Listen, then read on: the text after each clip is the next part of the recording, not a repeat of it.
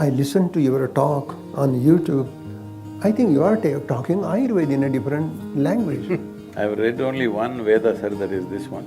Inner exploration is very important. That is the place where Ayurveda is born.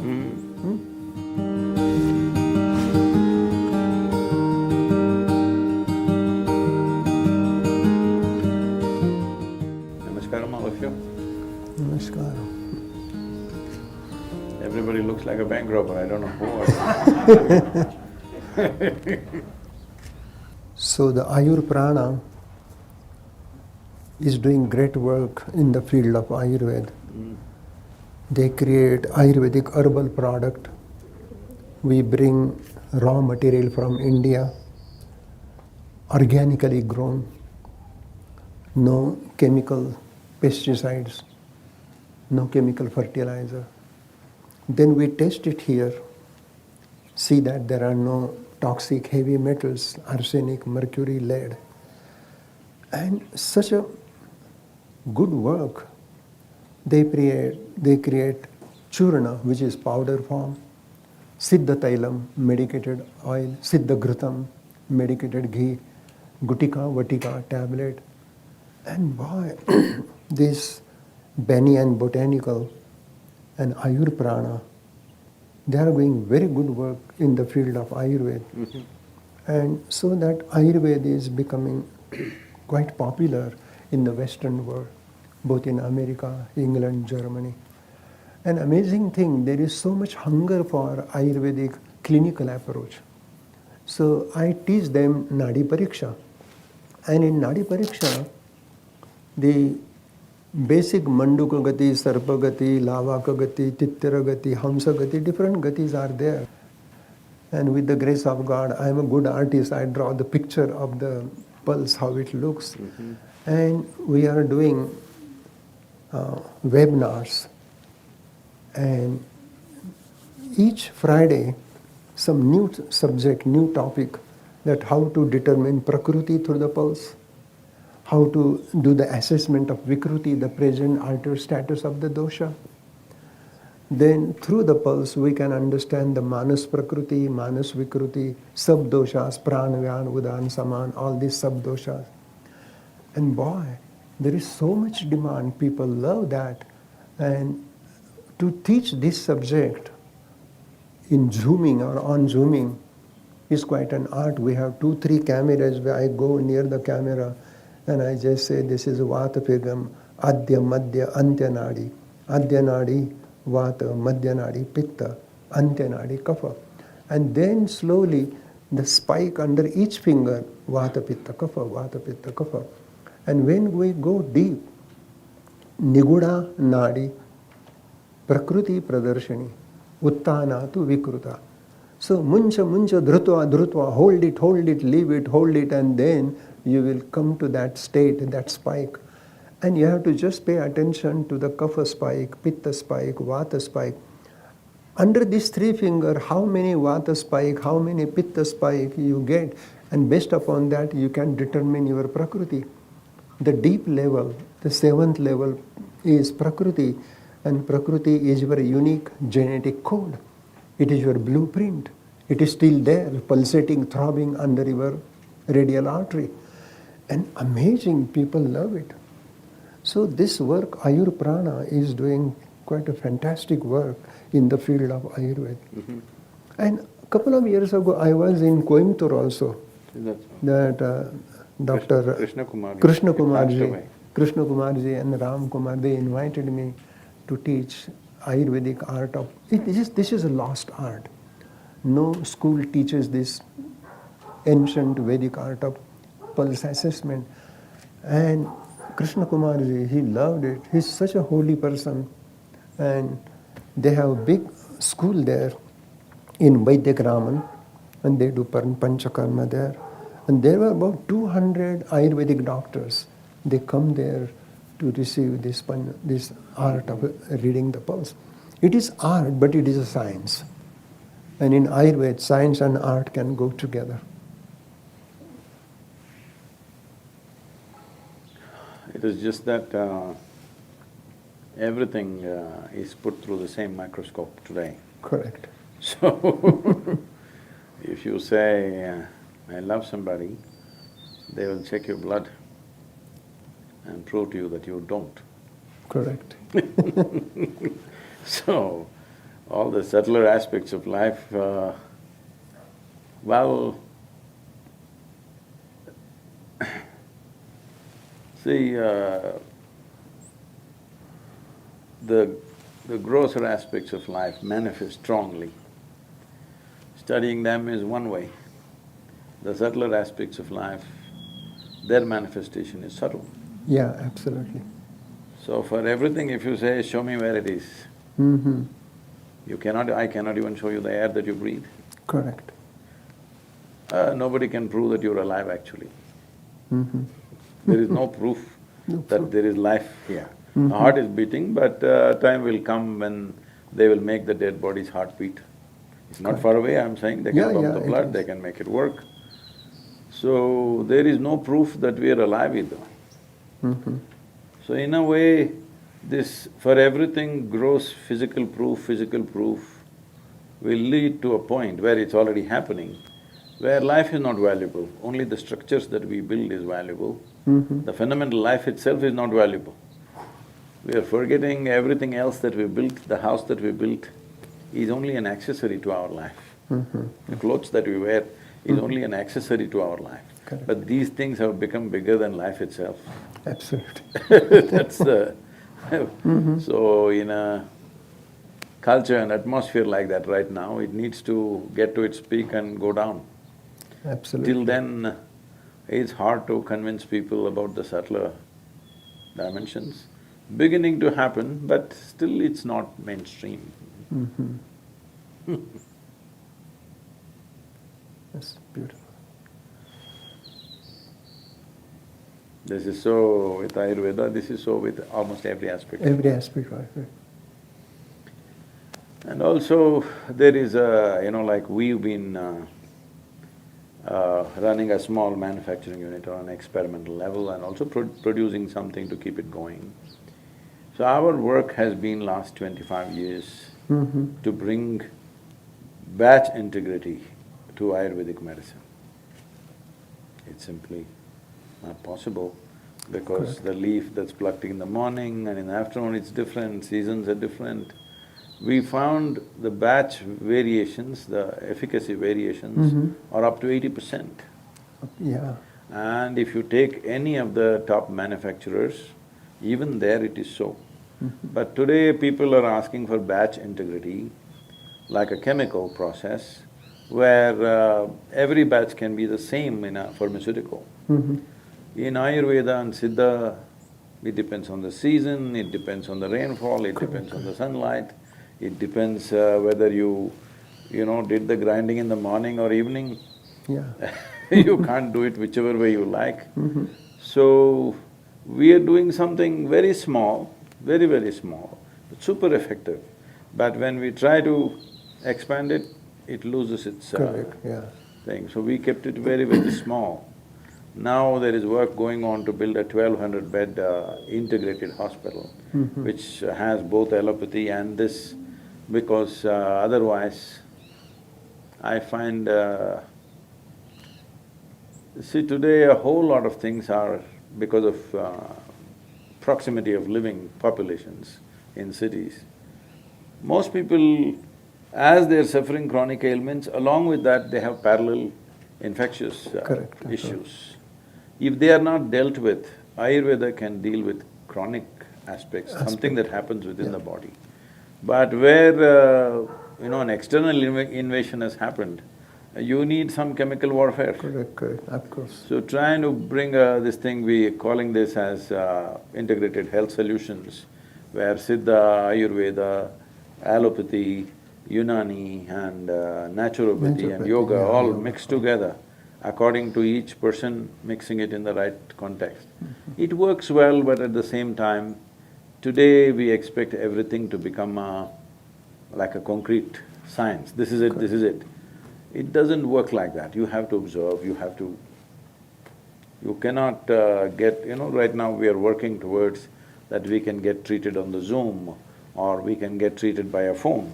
Correct. All diagnosis will be done by your phone after some time, that's where we're going. That will not be possible because this needs a certain level of observation. Each person responds to these things differently. Above all, it takes involvement. Whether health or well-being or spirituality needs involvement. Right now, we are trying to do everything without involvement. Correct. Simply, just like that. Everything systemic, no involvement. Well, all the subtler, more tender aspects of life, beautiful aspects of life will disappear if there is no involvement. Yeah. Everything is systemic. Absolutely, yeah.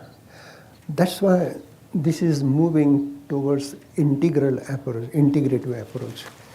And even in Arizona, there is a integrated medical schools, and they are doing research. So what you say is very true, because every science has limitation.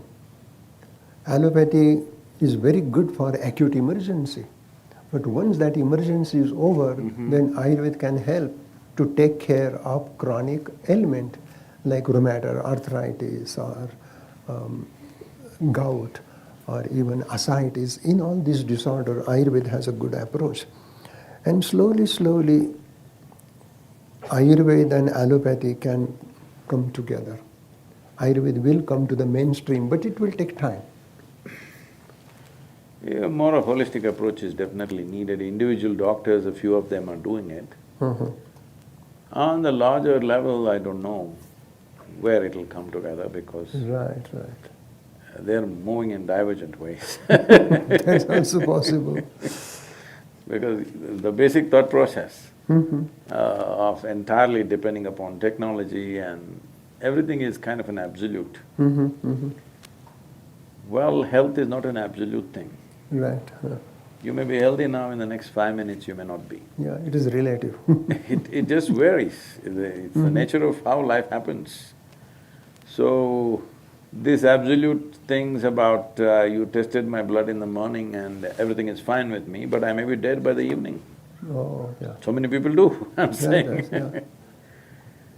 So, this absolutism needs to go and we need to look at life with a more holistic and a more gentler approach, which needs lot of Correct. cultivation and new kind of civilization. When I say new kind of civilization, right now our idea of civilization is that we dominate everybody and we are civilized. No, idea of civilization is there is no need to dominate anyone, that is civilization. That is correct. But unfortunately, we think the other way around. When Mahatma Gandhi was asked by someone, what do you think about the Western civilization? He said, it's a good idea. This is not me, it's him. Because we are misunderstanding domination as civilization.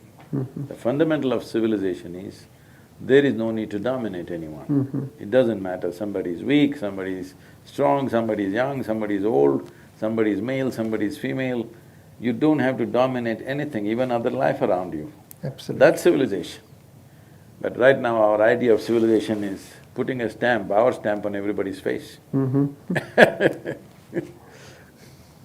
Tell us whatever you can speak about Ayurveda.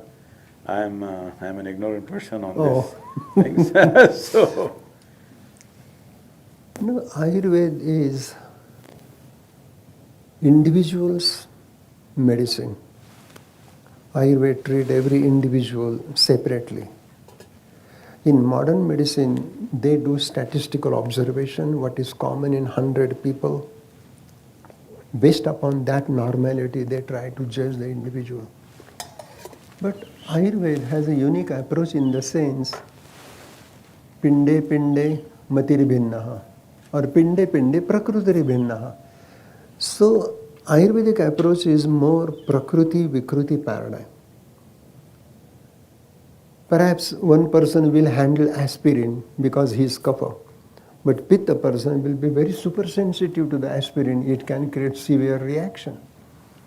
So, Ayurveda says that to to understand the individual and then treat accordingly based upon his prakriti, vikruti, environment, lifestyle. All these have great significant value. And I listened to your talk on YouTube. I think you are talking Ayurveda in a different language. So if you say, I don't know Ayurveda, that is your greatness, but you are talking great principles of life, which is coming from ancient Vedic wisdom, Rig Veda and Atharva Veda. So Ayurveda is a way of life, I've read living only in one. harmony. I've read only one Veda, sir, that is this one. That's correct. I didn't read anything else. Other four I didn't read because I'm too illiterate for those. That is Atma Veda. Atma Veda is the mother of all Veda. So I don't have the burden of four Vedas sitting on my head. Correct. I respect them, Uh-huh. but I just read this and it's kept me busy. No, actually, Veda is born in the heart of Rishi. They observed it, they saw it, and they wrote it. No, that is a thing right now in the world. Yeah, right. If you say, if this happens to me all the time, if I say anything, they ask, where is it written? Right. Then I say, you write it, man. Because if you have so much value for written word, you write it. Mm-hmm.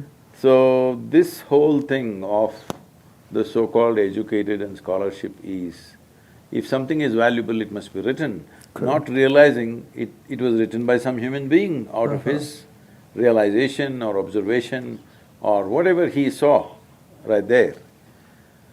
So it's not that we don't have respect for the written word, but we must understand that unless in every generation we produce human beings who are beyond the written word, who know from where the written word comes, from what basis, then written word will become very dogmatic and become like a dogmatic religion. People will start enforcing it in a few generations forcefully. Then they will say, you are pitta, so you must be beheaded. I'm saying I'm saying it'll happen. Yeah. For all kinds of things, people have been beheaded, isn't it? For all sorts of All sorts of. So it's very important that every generation we create people who understand the basis of the written word, not just the written word. Correct, right. Students will understand the written word, but there must be somebody who understands the basis of from where the written word comes, from what basis. So I think Ayurveda needs to do work on that aspect. Correct. From Vaidyas who are invested in it completely, their life was invested in it.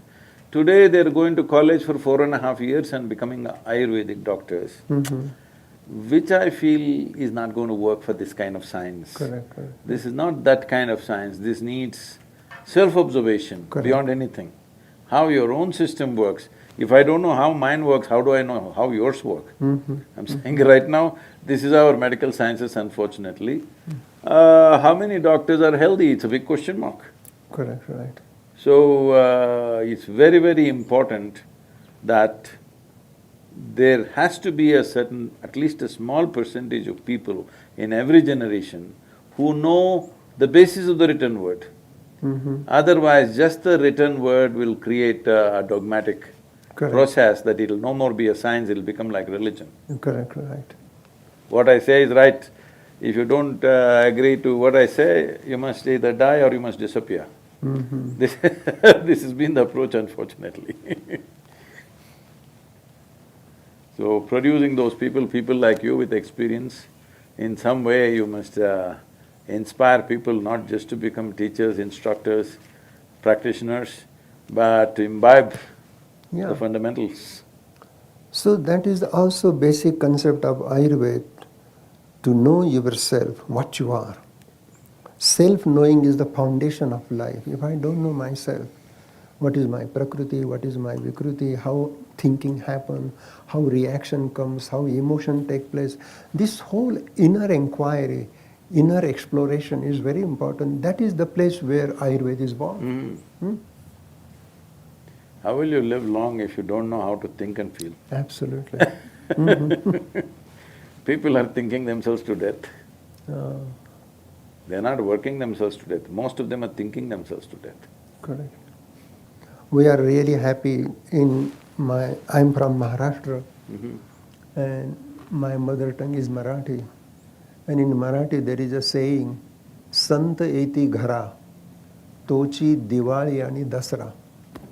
Means when saintly person like you come home, that is really Diwali. And this Dasara, is a Diwali, they have you said celebrated Dasara, right Diwali. now it's Dasara only. Yeah, Dashara. Dashara. Because this Diwali and Dashara, the 10 doors of perception, Pancha Jnanendriya, Pancha Karmendriya, and all these sensory perception, motor action, if we bring harmony in that, it is really that Dashara.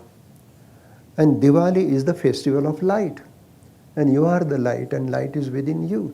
So, in that way, such a highly enlightened Guruji, Sadhguruji is here. So it is truly Diwali and Dasara, because Dasara brings Diwali. So thank you, dear. You have done wonderful thing. I'm from Mysore. I just forgot to bring my elephants. Dasara is a big event in Mysore city. Right. You know, it's every year just going and gathering there for the procession, and then so many things happening. I must tell you, right from my childhood I've been to many Dasara processions. Always my parents took us when we were very young, later on we went. Then when I was probably 16, 17, I thought, what is there in that procession, and we get a holiday, we go somewhere else and all that. One Vijayadashmi day, I got involved with a small orphanage where there were about 42 children were there. These kids, if I just go there to play with them something, they would just come and… You know, the way they hug you with the desperation is unbelievable. Then I said, I asked them, Dasara is there, have you seen the procession? None of them had seen. Some of them were 12 years old, many of them were like 4, 5 like this. So I decided to take all of them. I hired a cargo truck, you know, a small truck like a Matador, it used to be called, a little one. So I borrowed this from my friend and put these children in the back in the cargo deck with an adult and drove it there and found a nice place for them to see. Oh my God, the way they were excited seeing the Maharaja and the elephant and the horses and the procession and the tableaus, oh my God! I can never forget that. I just sat there and cried that day. Because these kids, what it meant to them seeing that procession, and that's what it is. And the moment we grow up and the moment we see a few films and some other entertainment, we just forget, you know. We were also excited when we were kids. But later on you think, what is there to see? I've seen it so many times. But after seeing those children, I thought, if I'm in Mysore, I must go for the procession, it doesn't matter what. That's great. Though there is a lot of jostling, pushing, pulling, everything happening. Even this Navaratri, the 9 days and nights of Durga Ma, and every name has a significant value in Ayurveda.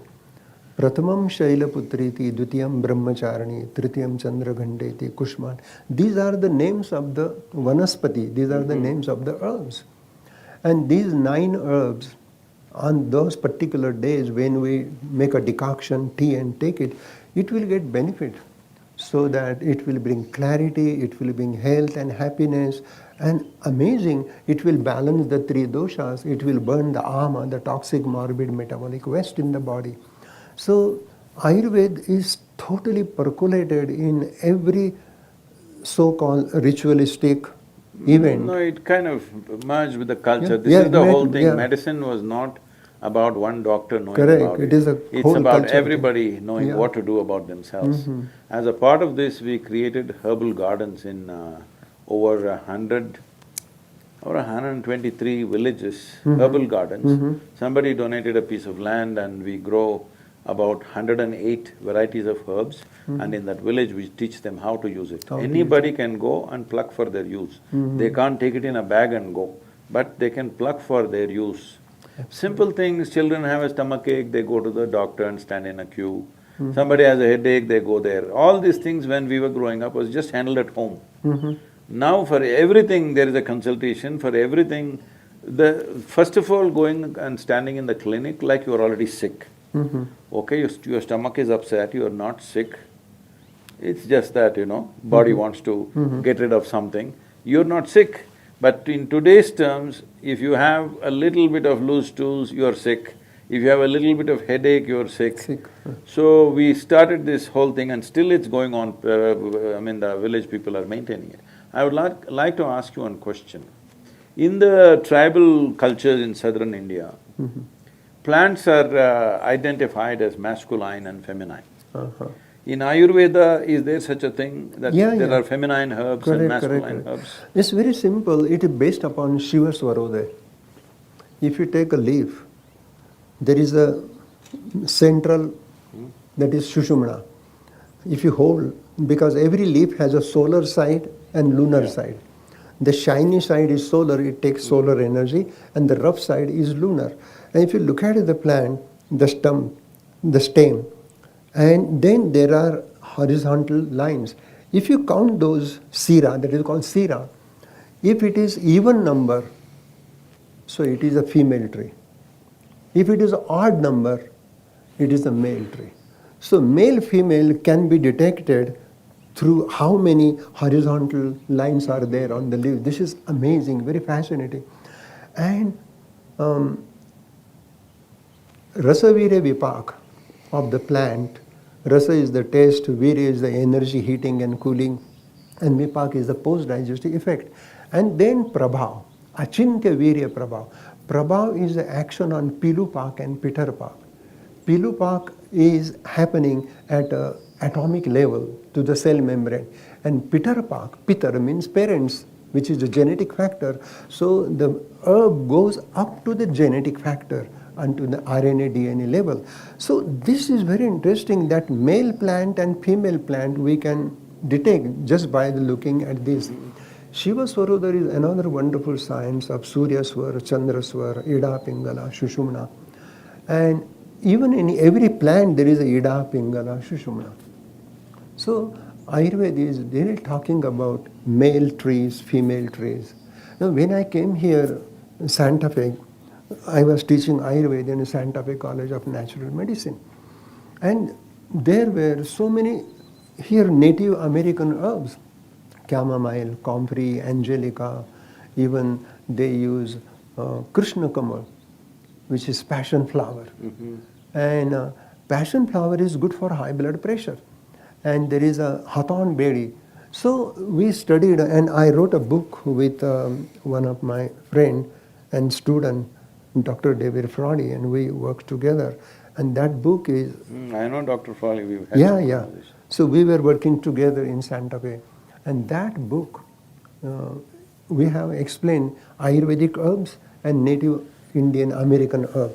And they have incredible healing power. But we study them through Ayurvedic basic principles of Rasa, Virya, Vipak and Prabha. And that book is very popular now here. So, male and female energy, Shiva Shakti, Purush Prakriti, Yin Yang, Ida Pingala, it is there in the plant. So how evolved is this herbal treatments among the Navajo people, for example? How evolved is their treatments of herbal medicines? These Navajo people, they do the pestle and mortar and they collect the herb and they grind it and make a decoction, make a juice or make a tea, herbal tea. But they have very spiritual ceremony. And they make a fire ceremony and they bring the herb and they use the herb. So their approach is very spiritual. And along the same line, there is a great spirituality in Ayurveda also. Because they are calling their whatever, I don't know, religious or spiritual leaders as medicine men. Yeah, medicine man. man. I'm trying to understand how far is the medicine going? Yeah, medicine man, they are doing that work. And in a group healing they are doing also in a tent, they call TB, and they make a fire ceremony. And the medicine man comes, there is a pipe ceremony, they smoke some herbs and they get intoxicated. It is like peyote, something like that. And it is so spiritual, but then it becomes very square because they don't have the logic how it works. And Ayurveda has a logic, plus Ayurveda has Sattvam, Atma, Sharirancha, both. No, Ayurveda is from a tropical nation, Yeah, tropical land where there are hundreds of herbs. herbs are Here there. it's a very meager Limited, what's huh? available. Yeah, yeah. So that's why I know they have that spiritual side, hallucinogenic side, all that. But in terms of actual medicine, how many herbs are there? Is it reasonably substantial? And you are right, because in India we have 3,000, more than that. Here maybe a couple of hundred herbs. The herbs here are limited, but we have plenty of herbs. Even Triphala is such a great herb, it cannot grow here. Some herbs there. Triphala is becoming worldwide wonderful herb, and it is the best for balancing Vata. Haritaki controls Vata, Amalaki, Pitta, Bipidaki, Kapha. So this Triphala itself is a rasayan, and Triphala itself is an antioxidant enzyme. It removes free radical and it gives longevity of life. So it is a rasayanam.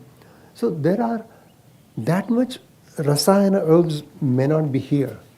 No, they're definitely not there. No. Except in a tropical nation. In a tropical nation, right? It is not available. Even among tropical climates, probably nowhere else there are as many herbs as there are in India, because Correct. We have for plenty whatever of- reason, I mean, I have not found a logical or a scientific reason for this, but handful of soil in southern India has over 10,000 species Wow. of microbes and other things in a handful of soil. Amazing.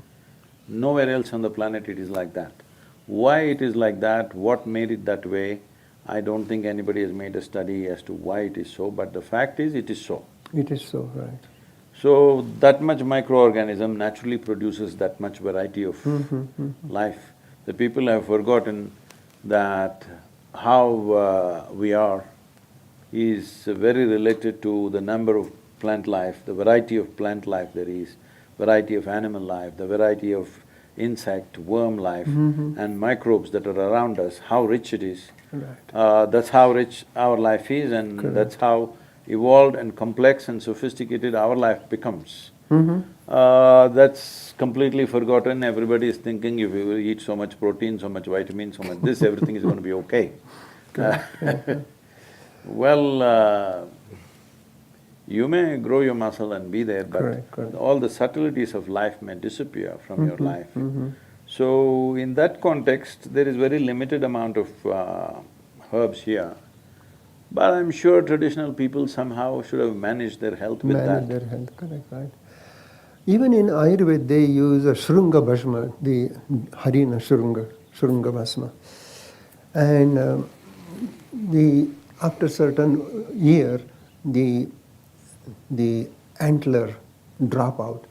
And that Mruga Shrunga is used for cardiac complication, for diseases like arthritis, rheumatism. So then a thought came, why it is so medicinal? So then they realized that the deer eat weeping willow's bark, weeping willow's leaves. And that weeping willow is the natural source of aspirin. Then they found nowadays they are using aspirin to prevent heart attack. It is a blood thinner, it is an anti-inflammatory. But in Ayurveda, they are using Harina Shrunga or Mruga Shrunga Bhasma.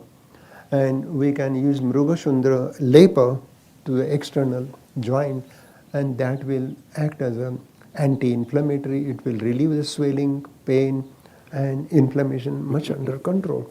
Right now, everywhere videos are going around on the WhatsApp and everything in the social media, that every day if you touch a cow, hug a cow, do this, you will get mental and emotional balance. Absolutely. Yeah. And that is a special cow about Brahmin cow, which has a hump.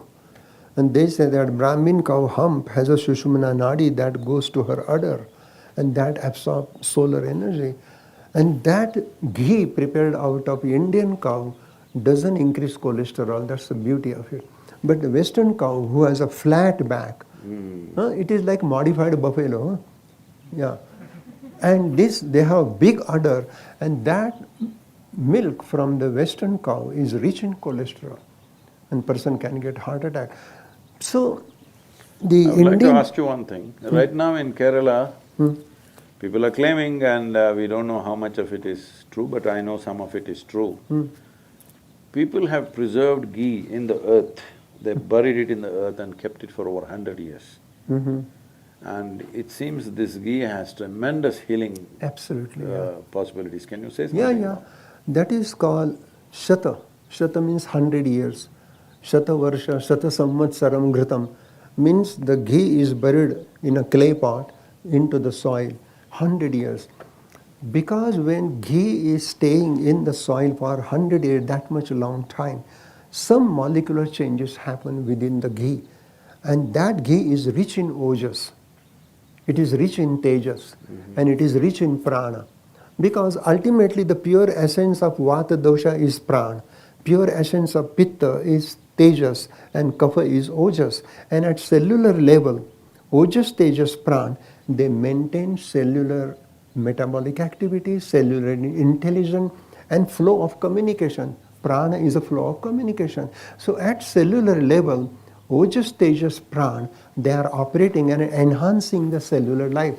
So this 100 years old ghee, Purana Ghritam, is the best medicine for eczema, psoriasis. Even if you take internally, it can heal peptic ulcer, ulcerative colitis, IBS, irritable bowel syndrome, many disorders, even autoimmune diseases. This Purana Ghritam is Sreshtam, Ojas Karam Param. So this promotes Ojas. Is there any parallel in the medical sciences for Tejas and Ojas? Prana, they're beginning to recognize kind of. Correct. You know, very good question. Prana is your neuroelectrical impulse, your neuroelectricity. But Tejas is nothing but certain kind of amino acid. They work at the level of cell membrane, at the level of RNA, DNA. They are Tejas. And Ojas is the immune system. So, Ojas, Tejas, Prana, these are three important factors. They maintain the life of a single cell. The single cell can live longer. And that's the beauty. But there is no parallel. One thing is there, when liver destroys the old red blood cell, and out of destruction of RBC, the hemoglobin comes out, and the heme is separated, and globin part is ojas in the liver. That's why doctors give gamma globulin shot to prevent hepatitis. So that globulin is a very special protein, maybe resembling to the ojas. Tejas is amino acid, liver enzyme, because liver is a seat of 5 bhutagni. Every ether, air, fire, water, earth has a Agni component. Nabasa Agni, the Agni component of space. Vayavya Agni, the Agni component of air, which really absorb the gaseous exchange happen because of that. Tejo Agni, which is responsible for cellular metabolic activity. And Apo Agni, which maintain plasma serum. And Parthiva Agni is a mineral, calcium, magnesium, zinc. So exactly when we study modern medicine and Ayurveda concurrently and inherently, then we will understand which part is prana, which part is tejas, and which part is ojas. In the yogic sciences, generally, ojas is seen as a non-physical dimension of energy.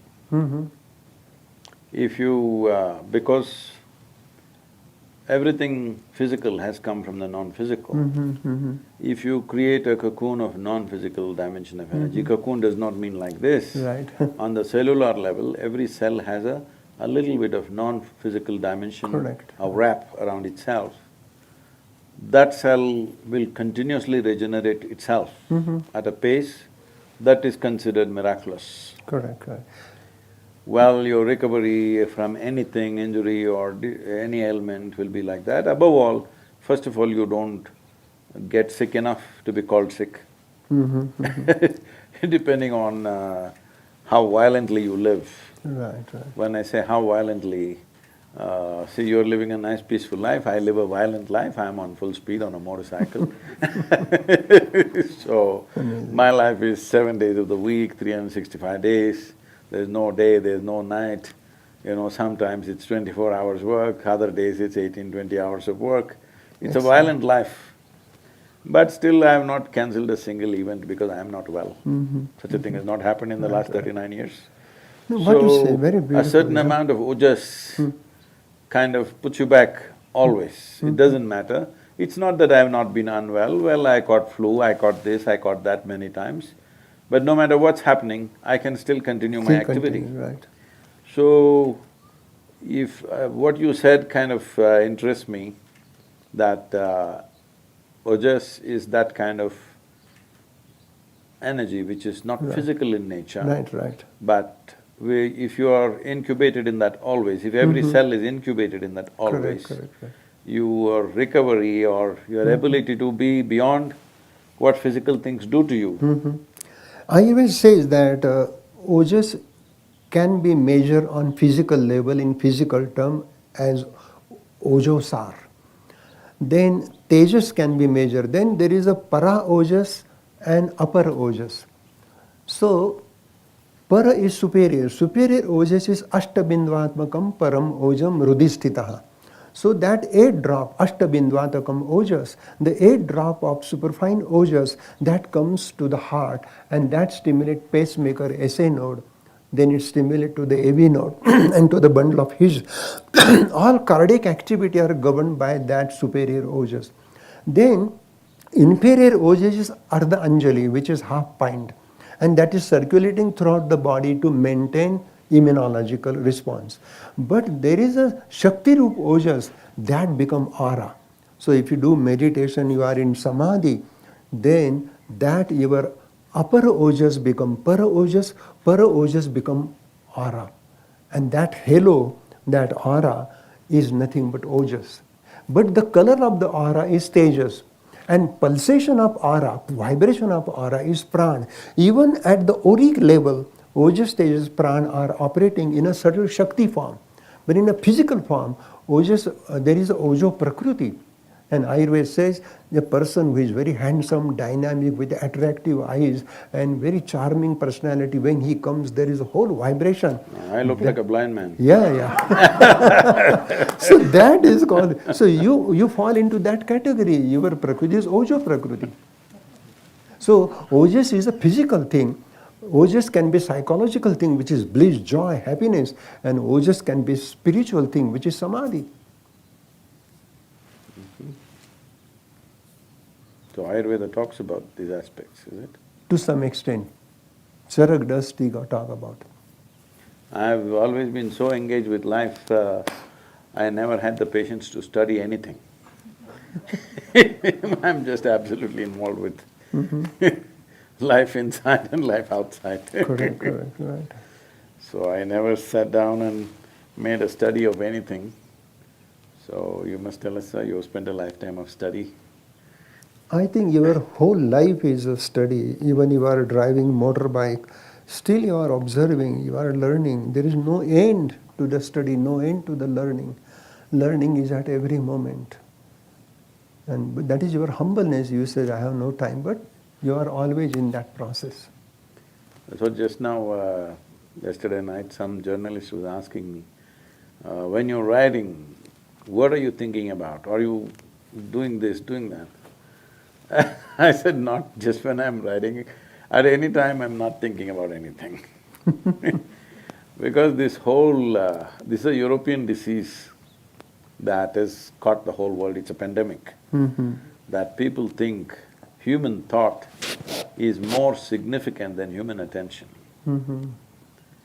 Human attention, if it is keen enough, intense enough and sustained, it can open any door in the universe. Absolutely. Human thought is just a recycling of what you already know.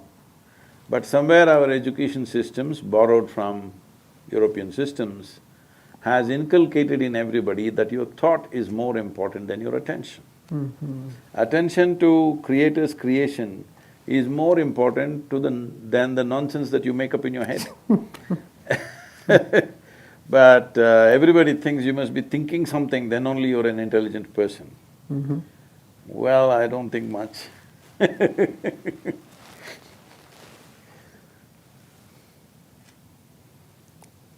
Great. That's why my face didn't become long. With age, people, will lose their joy and they become like this, they think they've become serious about it. Well, I think seriousness is the worst ailment. Because it's such a joke that you are here just for a few years. Before you, thousands of years people have lived here. Correct. When you're gone, maybe the grass will be grateful because it's getting sustenance from you because you're buried underneath. Otherwise, everybody will forget in a little bit of time and the world will be fine without you. Correct. But everybody thinks that they have become so important in this Right. universe that they become very serious. Silly little thoughts that they're creating have become bigger than the cosmos. So, I don't know, for me, life is about attention. How keenly attentive you are is how much you know of life. Because everything that needs to be created is already created. Great. You just have to be attentive and enjoy the bounty of life that's here. Absolutely. But people are trying to make up their own little world. Their idea of a world is one stupid building that they call as home and so much bank balance and 4 wheels parked in front of their house which is shinier than the neighbor's wheels. I mean, this is their idea of creation. Correct. When there is a magnificent creation all over. So this creation of my job, my family, my this keeps them busy and away from the Creator's creation, which is the worst thing that can happen to you. Absolutely. So Ayurveda, if it has to become the way of the world, not necessarily in the form that it's come from India, it can happen in so many different ways. Right, right. The fundamentals are right, but how it finds expression in different societies could be Correct, different. right. If it has to happen, first and foremost thing that needs to happen is that there must be a significance for the creation above your own creation. Correct, correct. Till then, I don't think people will take to Ayurveda, everybody is looking for a quick fix of some kind. Correct. And people are doing integration of Ayurveda and acupuncture, Ayurveda and chiropractic, Ayurveda and naturopath, and Ayurveda and allopath. Because Ayurveda is all inclusive and it doesn't mean that it belongs to India, it can belong to anywhere. So that's why you're getting me into trouble. When I said I said, I spoke in the United Nations and I said, if yoga is Hindu, gravity must be Christian. So, even now the people who think they're more Hindu than me are hitting me every day. Oh, wow. Because they think I gave up yoga. They don't understand if it has to become universal, its identity has to rise. Right, right, right. When first I came, people saying, oh, this is a Hindu medicine. I said, no, no. It's okay, just Yeah. we'll manage. Ayurveda is not only Hindu medicine, it is for every religion, it is beyond religion. See, how can science be a cultural or a religious Right, identity? that's It a cannot be. limitation, yeah. So goes for Ayurveda, so goes for yoga. Yeah, yeah. Unless we understand this, then we will keep it cloistered as we have done for thousands of years. Why Ayurveda has not become the universal system of medicine when it was one of the oldest forms of Correct, medicine, correct. with such complexity, over 100,000 formulations. Right. Even modern pharmacopoeia doesn't have 100,000 formulations. Absolutely, yeah. But it doesn't become because a constipated approach, we've not stepped out and offered. So yesterday some journalist was asking me, because every day they're on social media asking me all kinds of questions. I was standing next to an antique Coca-Cola vending machine, an old one which is not in use right now. I was in Sedona and I was telling this person, That see, if you go to any Indian village 10 years ago, everybody had heard the word Coca-Cola. Yeah. But most people did not know what is yoga. Indian villages I'm talking about, not Native American, Indian villages. Our kind of India, I'm saying. Why is it? Simply because you're constipated in your approach. If we try to push it, you say, oh, you're marketing. If all our programs are free in the villages, but we charge in the cities, oh, your business. Ray, what's wrong with business, I'm saying? Business means somebody needs something and you decide to provide that to them. And if there is no transaction, you can't keep it going. How long will you keep it going? Correct, right. It is not about personal profit, it is about making sure the activity is sustainable, isn't it? If I did this first 2.5 years when I thought, after one big experience happened, I wanted to share this.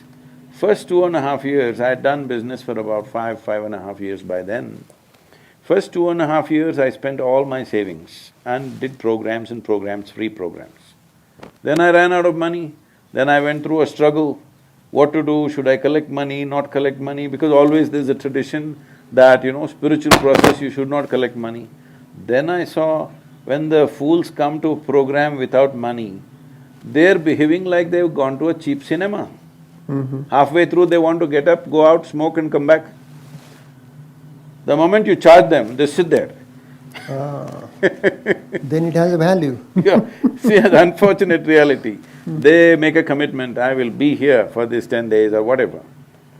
But their word has no value. The moment they pay even 5,000 rupees, they will sit there. They paid So for whose it. problem is it? Yours or mine? Money is not my problem, it's your problem. So now we are trying to change that. It is… the most valuable thing should be well marketed. Correct, right. Whether it is spirituality, yoga, Ayurveda, Siddha, Absolutely, it yeah. must be well marketed, presented in a way that people will appreciate and embrace. Absolutely. Not in some archaic way that nobody wants to do it. Your idea of spirituality is, nobody should do it. All right? Some weird thing you want to say, that only some yogi who is in some cave in Himalayas only does yoga. Nobody else does it, because you presented it that way. Correct. It is very important, it is presented, if it's well presented, you call it marketing. I don't see anything wrong with marketing, it must be marketed. Right. If that's a word you like, we will use that word, yes, let's market it well. Let's sell it well. I never think in my mind of selling anything, but now everybody is saying, oh, this is market, this is business. No, I'm particularly consciously using the word sell. Yes, I will sell yoga. Correct. It's up to you.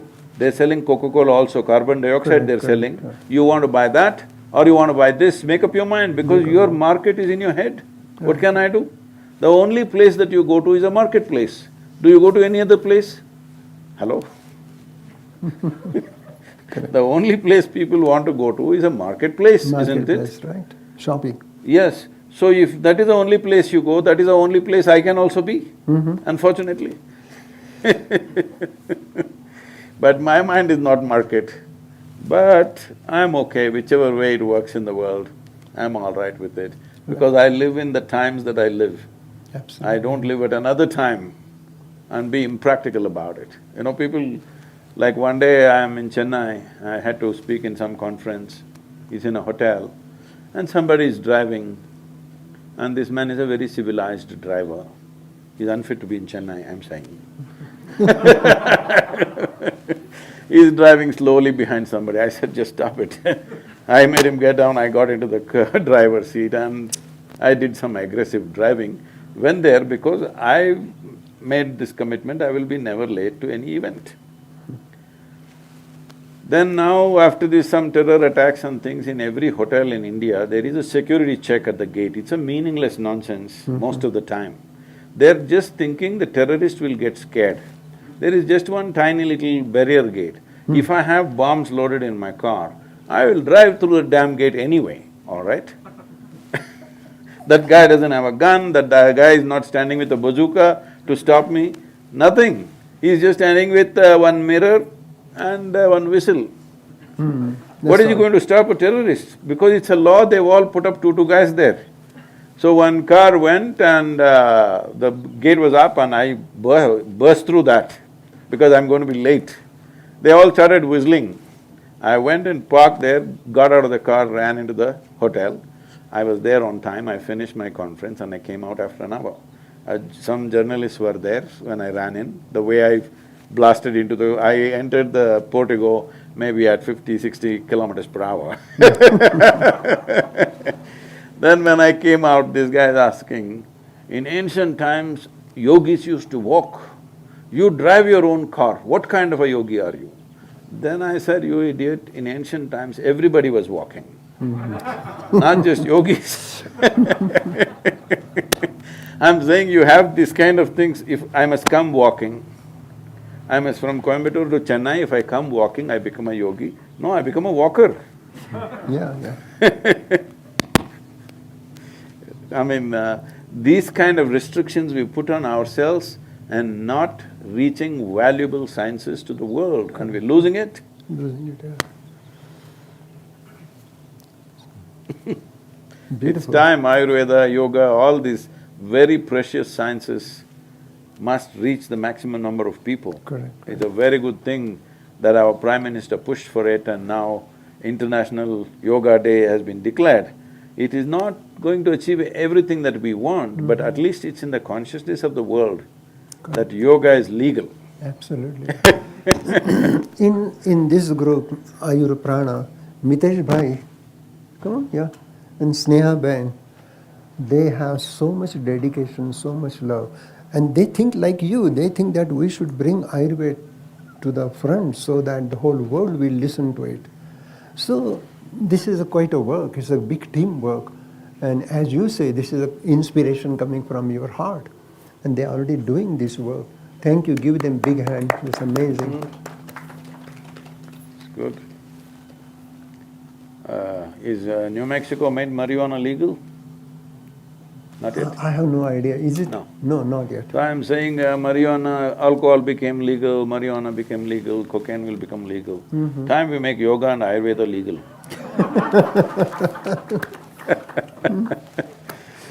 Thank you, sir. I don't want to take too much of your time. Thank you.